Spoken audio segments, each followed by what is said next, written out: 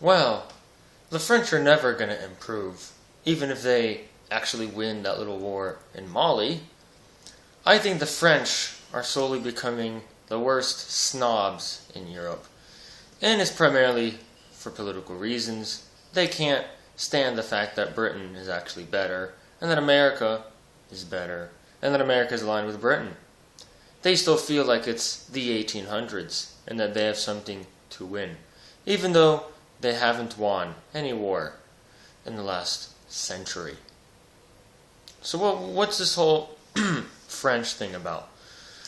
Well, from what I know, French pulled out of NATO in, I believe it was the 70s, so they really have an anti-Western mentality.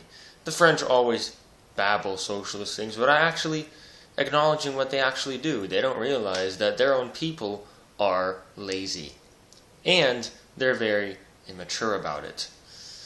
They're far by some of the biggest bitches you'll meet in West Europe, and they have a bitchy attitude about other countries, specifically Western countries.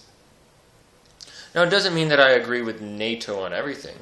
I disagree with NATO on a decent number of things, but the idea of pulling out of NATO, especially before the USSR was even broken up, clearly shows that these people have an anti-American mentality.